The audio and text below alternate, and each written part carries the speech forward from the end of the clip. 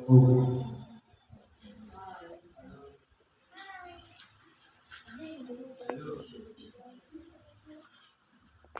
Hello. Sa pangalan po ng dakilang Panginoong Jesucristo, isang mapagpalang hapon sa bawat isa. Andito po tayo sa ikalawang bahagi na kung saan ating pong binabasa ang mga sitas at binibigyan ng buhay o kapaliwanagan sa ayon sa kalooban ng Espiritu Santo. Kung saan kinakailangan natin ito'y maunawaan at nang sa gayon ito ay magamit natin sa ating pang-araw-araw na pamumuhay. Ang babasahin ko po ang ayon sa ikalawang sitas. Ayon sa unang sulat ni Apostol Juan, sa Kapitulo 3, versikulo 11 hanggang 18. Ang sabi po ay ganito: sapagkat ito ang kasabing inyong narinig buhat ng pasimula na mga kaibigan tayo sa isa't isa. Ngayon po, yung salitang mga kaibigan, ito po ay galing sa unang kataga o root word na pag-ibig. Napakarami pong meaning niya. Nasa Korinto ang pinakamensahe niya. Ang ibig sabihin ng mga kaibigan tayo sa isa't isa, anong mga bagay na masakit sa ating sarili, dapat huwag na natin gawin sa ating kapwa. Yun po, may papakita natin ang pag-ibig. Sa totoo lang po, normal lang naman ang magtalo-talo at hindi magkasundo o mag-away-away. Pero, sa kabila po nun, dapat, sabi nga, pagkatapos ng mga argument, no hard feelings. Walang samaan ng loob. Doon natin may papakita yung pag-ibig sa isa't isa. Halimbawa, nagkamali ang ating kapwa. Idadalangin natin siya na kung halimbawa hanggang doon lang yung unawa at kanyang inaabot na kung maaari puspusin pa ng Espiritu Santo na lumawak pa ang patunawa para maabot niya yung pinagkakahulugan ng tinatawag na pag-ibig. Kasi po, kung titingnan natin, dito sa grupo na to, sabi nga isang katawan. Sakit ng kaligtingan, sakit ng buong katawan.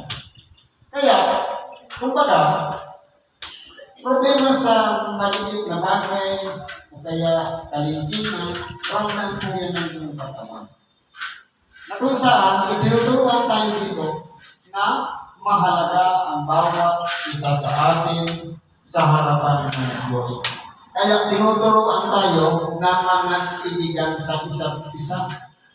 Dapat wala tayong ituturing na kaaway, wala tayong ituturing na ibang tao, kundi lahat tayo ay kinakailangan magturingan magkakapatid.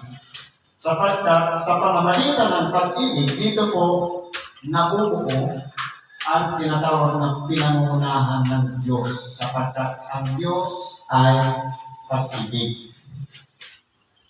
Hindi gaya ni Cain na siya'y sama-sama at pinatay ang kanyang kapatid. At bakit niya pinatay? Sapagkat ang kanyang magagawa ay masasama. At ang magagawa ng kanyang kapatid ay matuloy. Balik lang tayo sa kwento ni Cain at ni Abel.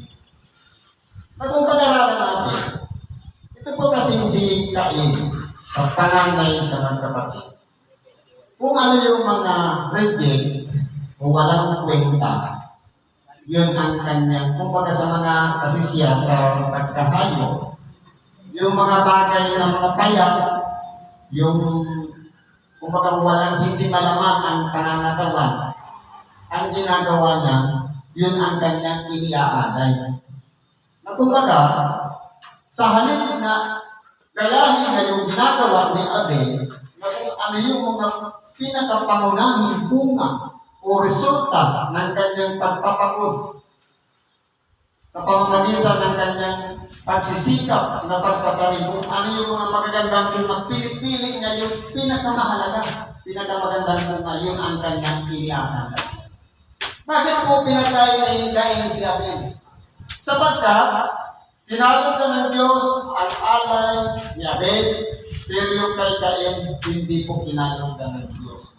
Ang nangyari, ang umiral kay Cain, poon o galit o inggit sa kanyang kapatid. Kaya pinatay niya ang kanyang kapatid. At kung titingnan natin, sila yung unang magkapatid na isinilang dito sa ibabaw ng sanlibutan. Kaya nga, kung titingnan natin, sa kalagayan ng ginawa ni Cain sa kanyang kapatid, nalukod ba ang Diyos kay Cain? Hindi po, sapagkat tumirang ang buot. Kaya ano nangyari? Nung pinatay si Abel, pati ang kanyang dugo ay sumisigaw na humihingi ng katarungan dahil hindi pantay ang, kumbaga hindi siya dumaan sa tamang pamamaraan ng kamatayan, kundi pinatay siya dahil sa inggit at buot ng kanyang kapatid na si Abel. Huwag kayong nagtaka, mga kapatid, kung kayo'y pinapupuutan ng sanlibutan. Ipalagay natin sa buhay natin bilang Kristiyano, mananampalataya ni Kristo, tayo po yung binabanggit dito na huwag tayong magtaka. Sino naman yung napupuot sa atin? Walang iba, yung sanlibutan. Yung mga tao na nalukot sa mga makasanlibutang bagay, sa makatuwid, yung mga tao na may attitude, na makasarili, mapanglibag, mapang-alipusta, na kung saan walang ibang tinitingnan, yung pawang mga makasanlibutang gawa, na iyan po ang higit na kung saan napupuot sa lahat ng mga lingkod ng Diyos. Saan tayo doon? Kasama pa tayo doon sa kinapupuotan o kasama tayo doon sa nangapupuot sa lingkod ng Diyos? Doon po malalaman natin yan sa ating pansariling pamumuhay kung mayroon po tayo ng pagkapuot sa ating kapwa. Kaya dapat hindi po umiiral ang pagkapuot, kundi dapat pag-ibig ang umiiral sa ating mga sarili. Nalalaman natin tayo'y nangalipat na sa buhay mula sa kamatayan, sapagkat tayo'y nagsisibig sa mga kapatid. Ang hindi umiibig ay nananahan sa kamatayan. Ngayon po, meron po dito dalawang kalagayan sa isang tao. Lahat po tayo ay sigurado doon sa tinatawag na kamatayan.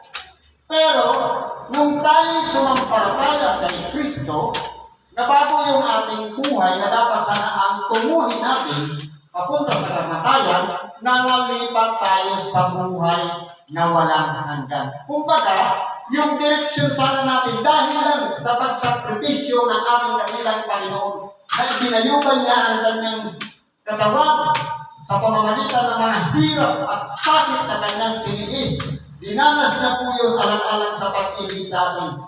Nung sumampalataya tayo sa kanyang ginawa, tayo po bagamat ang ating sarili, sigurado doon sa kamatayan, pero dahil lamang sa pagsampalataya sa ating dakilang Panginoon, nangalipat tayo ngayon sa buhay.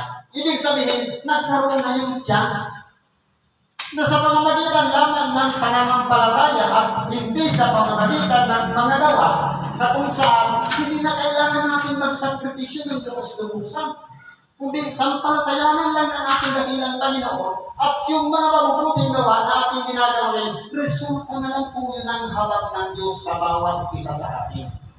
Kumbaga, ang pananampalataya po kasi ay isang bagay na kung saan ito po yung nagtutulak sa atin nang sa ganun pag-uwi na natin ang ating mga sariling pamumuhay. Na kung saan, meron na tayong pag-iingat, meron na tayong sinusundan, walang iba, yung mga halimbawa ginawa ng ating dakilang Panginoon. Marami siyang mga turo at aral na pinagkalog sa akin na dapat nating sundan. Yun ang pinakahalimbawa niya. Isa na lang na pinaghalimbawang itinuro ng ating dakilang Panginoon, ang pagiging masunurin mapagpakumbaba hanggang sa kamatayan sa krus. Kaya po, nagtagumpay ang ating dakilang Panginoon dahilan po sa pagsunod sa kanyang Ama. Kaya kung titignan po natin, tayo mga nangalipat na mula sa kamatayan patungo sa buhay, ibig sabihin, kinakailangan na natin manahan doon sa buhay. Ang sino man napupuot sa kanyang kapatid ay mamamatay tao. At malalaman ninyong sino man mamamatay tao ay hindi pinananahanan ng buhay na walang hanggan. Ibig po palang sabihin, kahit hindi pa dumarating yung pagbabalik ng ating dakilang Panginoon, ngayon pa lang sa buhay natin dito sa ibabaw ng sanlibutan, meron na tayong buhay na walang hanggan, na inihanda ng Diyos sa bawat isa sa atin. Ngayon, kung sasayangin lamang natin yan dahil lamang napo tayo sa ating kapwa, yung ating pinagpaguran, na nagsakripisyo tayo ng matagal na panahon, pinagpinsan natin lahat ng mga paghihirap, lahat ng mga panglilibat, pang-alipusta, pero dahil lamang napuot tayo sa ating kapwa, ang palagay pala sa atin, mamamatay tao na. Kaya kung titingnan po natin mga kapatid, ang pagkapuot ay isa po yan parte na kung saan nagmumula lang yan sa galit. Halimbawa, galit ka sa isang tao, pagkatapos, pinatagal mo yung galit, ang kalalabas ang puot. Ngayon, kung halimbawa, kasi kung titingnan po lang, ano ba bang pagkapuot ay parang pagkasut lang. Halimbawa, hindi ayaw na mong makita yung pagmumuka ng iyong kapwa, pagkapuot po yun. Hindi man direktang masasabi natin na hindi na tayo napupuot, pero para tayo natin makita yung pagmumuka ng ating kapwa, pagkapuot po yun. Kaya, ang tawag doon, sabi nga, direktamente sabi nito, ang napupuot sa kanyang kapwa ay mamamatay tao. Ibig sabihin, mas halos parehas lang pala ng ginawa ni Cain sa kanyang kapatid. Ngayon, nasakripisyo yung buhay ni Abel. Pero ito, napuot lang sa kanyang kapatid, sa kanyang kapwa, itinuturing ng mamamatay tao. Bakit po? Sapagkat sa sino mang pinananahanan ng Espiritu Santo, dapat hindi na po nananahan doon ang pagkapuot sa kanyang kapwa. Bakit po? Sabi nga, huwag ninyong pighatiin ang Espiritu Santo na diyan sa inyong tinatakan. Ibig sabihin, kung nananahan sa buhay natin ang Espiritu Santo, lahat ng bunga niya ay pag-ibig. Pero kung ang Espiritu Santo, pinighati natin dahil lamang nananaig ang ating kalamnan, ang ating pagkatao bilang isang tunay na nasa kalagayan naman at nananaig at alitigtigin ito, lumalayo po ang Espiritu Santo. Yan po ang pangyayari na pinipighati natin ang Espiritu Santo. Kaya, ang sabi dito, mamamatay tao na. Dahil po, kumbaga, wala nang halaga ang Espiritu Santo sa buhay. Dahil lamang sa pagkapuot, yung Espiritu Santo lumayo sa atin. Hindi po dapat ginagawa natin yan, kundi dito tayo dapat na mag-ingat na sino man nananahan o pinananahanan ng Espiritu Santo ang umiiral po yan pag-ibig sa kapwa. Kapag nagkamali ang ating kapwa, idagangin natin siya. Marahil baka naabot ang ating pag-isip, pero yung ating kapwa, hindi niya naabot. Marahil nagkamali lang tayo o kaya tayo nagkasala sa ating kapwa. Kinakailangan tayo, sabi nga, mga kaibigan tayo sa isa't isa. Doon po makikita ang tunay na pagiging lingkod o sumusunod sa kalooban ng Diyos kapag naghahari po yan ang pag-ibig. Importante po sa pamumuhay natin ang pag-ibig. Sabi po dito nakikilala natin ang pag-ibig sapagkat kaniyang ibinigay ang kanyang buhay dahil sa atin. At nararapat natin ibigay ang ating mga buhay dahil sa mga kapatid. Ibig sabihin, handa po tayong magsakripisyo alang-alang sa ating kapwa. Ibig sabihin, kay mahirap man ang pinagdadaanan natin, kung titingnan po natin, halos, nakukuha na yung oras natin para naman sa paglingkod. Handa tayong magsakripisyo, magbigay ng oras sa ating kapwa para lamang tayo ay magkaroon ng isang layunin na kung saan walang iba, magbahaginan tayo sa isa't isa ng ating mga kaalaman, ng ating natutunan sa pamamagitan ng buhay na ipinagkaloob sa atin. Ibahagi din natin sa ating kapwa.